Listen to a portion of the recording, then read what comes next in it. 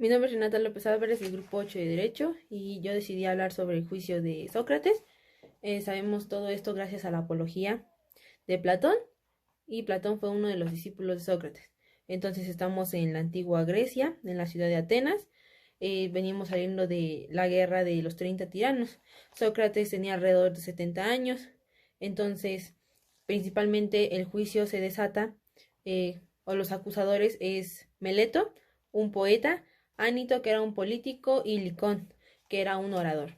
Ellos acusan a Sócrates de no creer en los dioses en los que la ciudad creía y de traer unos nuevos, claramente, y de corromper a los jóvenes. Todo esto se llevó a cabo claramente en la ciudad de Atenas, en un juicio en donde fueron solicitados 500 atenienses elegidos al azar para que fueran los jueces o el público los cuales iban a juzgar a Sócrates. Entonces nos preguntamos por qué acusaban o querían sentenciar a Platón. En este caso, la resolución fue la pena de muerte con cicuta, un veneno el cual crea una parálisis en el sistema nervioso, ¿no? Entonces, como sabemos, Meleto era un poeta, como ya mencioné, eran políticos y eran oradores, toda la clase social hasta cierto punto importante de esa época, los cuales se sentían atacados por las enseñanzas de Sócrates, ya que Sócrates siempre estaba en busca de la verdad, siempre preguntaba y necesitaba saber la verdad de todo. Entonces, estas enseñanzas que Sócrates o las personas que atraía gracias a sus enseñanzas, porque muchas veces nos menciona que él no enseñaba como los sofistas que cobraban por esta enseñanza o por esta sabiduría.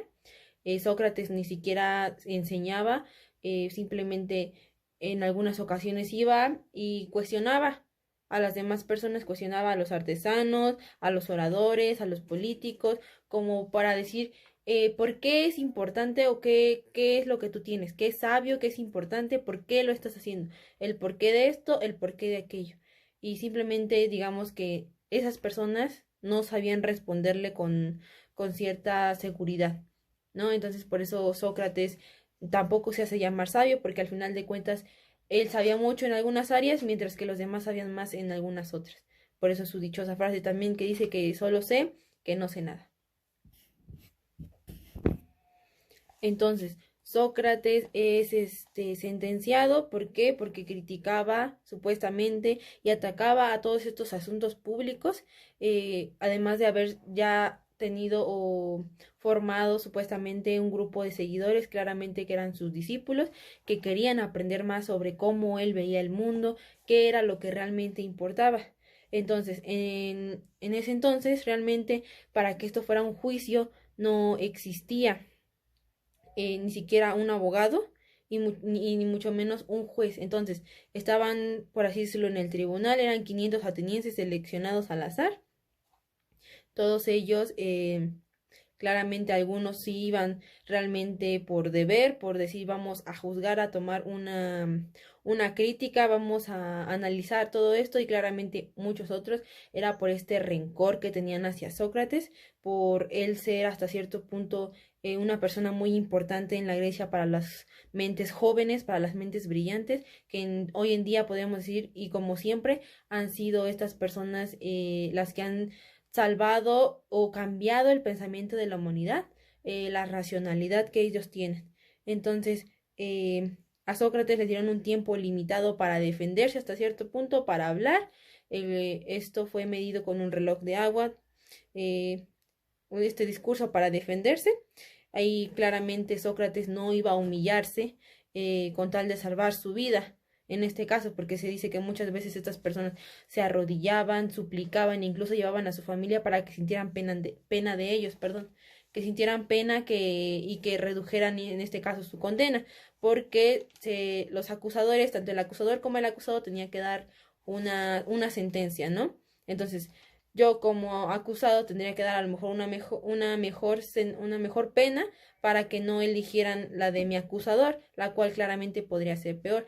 Pero en este caso Meleto propuso la pena de muerte, y Sócrates, como no creía estar mal con ninguno de sus ideales, simplemente no podía proponer un castigo porque de lo contrario él aceptaba que él estaba haciendo algo mal cuando en realidad todo lo que hacía era salvar hasta cierto punto el pensamiento de Atenas. Entonces, lo que él propone es que le den de comer, que se le recompense, ¿no? Dándole de comer por el resto de su vida, hasta cierto punto, lo que hizo enojar a muchas personas claramente, por lo cual es sentenciado a muerte. Entonces, lo que tenemos que rescatar era que Sócrates claramente defendía mucho sus ideales, porque él decía que debemos pensar por nosotros mismos, por eso precisamente debemos cuestionarnos todo este tipo de cosas, siempre preguntar, nunca quedarnos callados, porque eso es lo que claramente nos hace sabios, preguntar y nunca quedarnos callados, nunca conformarnos con nada, ¿no? Entonces, debemos pensar por nosotros mismos, además de que no le importaba morir por sus principios, por los principios de la razón. Él moría por el bien de sus principios, porque también si era condenado a lo mejor al exilio, él no estaba dispuesto a dejar de filosofar, porque él dijo, lo voy a hacer aquí, así me exilien, lo voy a hacer con cualquier otro tipo de persona con quien me encuentre, porque esa es mi esencia, la esencia de mi ser, ¿no? Incluso muchas veces, justo al final, antes de que bebiera este veneno que era la cicuta, que causaba esta parálisis en el sistema nervioso, muchos de sus discípulos claramente rompieron en llanto, por lo que Sócrates, todavía muy fuerte en su convicción, eh, les dijo que no debían tener miedo, porque realmente la muerte es algo de lo cual somos ignorantes, que no sabemos nada. Entonces, físicamente lo vemos como un castigo muy malo cuando realmente no apreciamos o no sabemos qué es lo que hay en la muerte. Por lo que Sócrates termina por cambiar todo este apogeo que existe, termina por cambiar absolutamente el pensamiento, ¿no? Que es mejor morir por tus principios antes ¿cómo se llama? De criticarte, antes de contradecirte también, porque entonces no hay razón alguna. Debemos recordar que entonces por eso precisamente la filosofía griega es lo que sigue persistiendo hasta nuestros días, porque precisamente es la razón por la que nosotros nos seguimos rigiendo.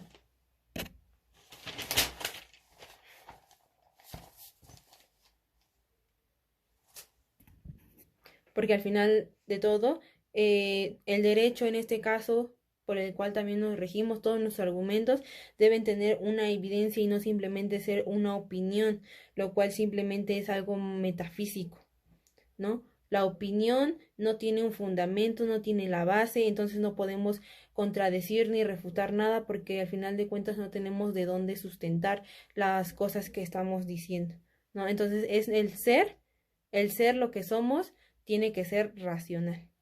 Por ello, Sócrates es condenado porque él quería cambiar el pensamiento cuando estas personas simplemente querían conservar el poder y se sentían atacadas por estos principios que él estaba difundiendo entre la sociedad joven.